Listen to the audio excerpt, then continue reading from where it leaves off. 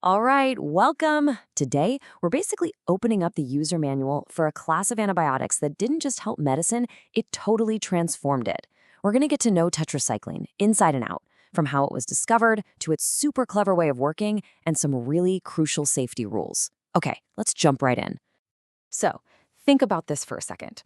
It's a pretty interesting question, right? Most of us picture antibiotics as these little assassins just wiping out bacteria. But some of them work more like a pause button on an infection. And the answer, of course, is tetracycline. This completely unique strategy is exactly what we're going to unpack first. To really get why tetracycline was such a massive deal, we gotta rewind the clock. Before this came along, doctors were kind of fighting with one hand tied behind their backs against a whole host of bacterial infections. Tetracycline just completely changed the game. What's so amazing when you look at this timeline is just the sheer, long-lasting impact. Discovered back in the late 1940s, this wasn't just another pill. It was one of the very first broad-spectrum antibiotics. That means it could take on a huge range of different bacteria. All through the middle of the 20th century, it was basically a miracle worker. And you know what? Even today, with all the challenges of resistance, its modern versions are still absolutely essential. So, how in the world does this antibiotic do its thing? Honestly, the best way to think about it is to picture every single bacterial cell as its own tiny, bustling factory. And tetracycline, it's the ultimate saboteur, designed to bring that entire production line to a grinding halt. And this brings us right back to that first question we asked. Tetracycline is what we call bacteriostatic. So here's the key. It doesn't just drop a bomb on the factory and blow it up. Nope. It just freezes everything. It stops the bacteria from growing, from multiplying, basically just holding them in place so that your own immune system can swoop in and do the cleanup. Pretty smart, huh? Okay, let's get into the nitty-gritty of how this sabotage works. Step 1. The drug sneaks into the bacterial cell. Step 2. It finds the ribosome, that's the protein-making assembly line, and it latches onto a very specific part, the 30S subunit. And by doing that, it physically gets in the way. It blocks the docking station where all the new building blocks are supposed to arrive. No new materials, no new proteins. The factory is officially shut down, and the bacterium is basically neutralized. Now, you're probably wondering, hold on, if it stops protein factories, why doesn't it shut down my protein factories?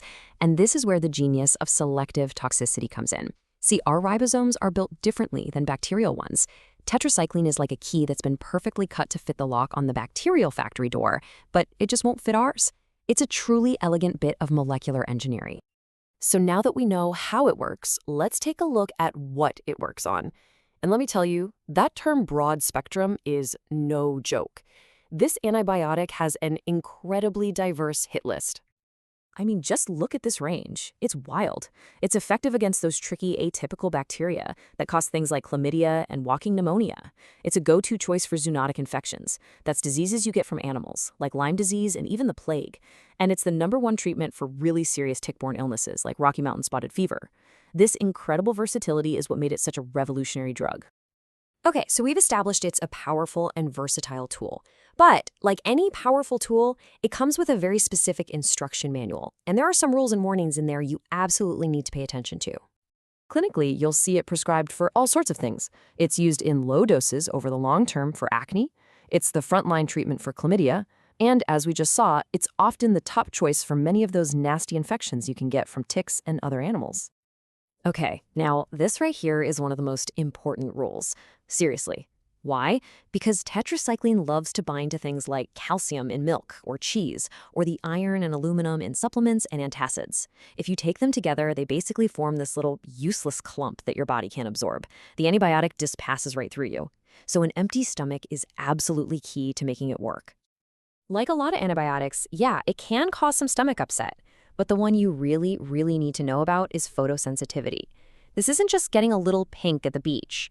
Taking tetracycline can make your skin react severely to sunlight. We're talking a really bad, painful sunburn-like reaction.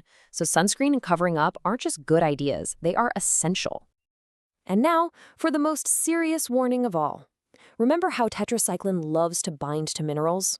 Well, it has a powerful attraction to the calcium that's building teeth. If a child takes this while their teeth are still developing, the drug can literally get locked into the enamel, permanently staining them yellow, brown, or gray. And it is irreversible. So because of that effect on developing bones and teeth, This rule is crystal clear.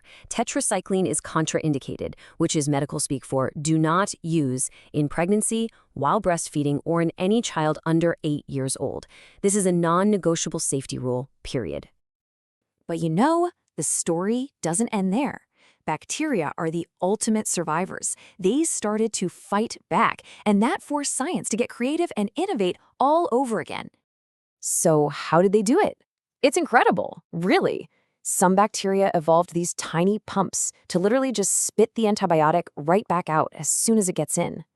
Others developed proteins that act like a bodyguard for the ribosome, knocking the drug off its target. And some even figured out how to create enzymes that chemically chop up the antibiotic, disabling it completely. It's a classic evolutionary arms race. So science fought back. They created second-generation versions like doxycycline, which is probably the one you're most likely to be prescribed today. And you can see the upgrades right here. Doxycycline gets absorbed way better, you don't have to take it as often, and, this is a big one, it's much safer for people who have kidney problems. It's just a smarter, more efficient version. And for the baddest of the bad bacteria, the ones that have learned to resist almost everything, well, there's even a third-generation drug, tetracycline. Think of this one as the special forces. It was specifically engineered to get around all those resistance tricks we just talked about. It's the heavy artillery, saved for the most serious, multi-drug-resistant infections. And that really leaves us with a final, massive question. The story of tetracycline, from this one revolutionary discovery to a whole family of drugs, it shows this constant battle between human ingenuity and bacterial evolution. Bacteria, they're never going to stop evolving. The real question is, can we? And can our science keep up in this race that will literally never end?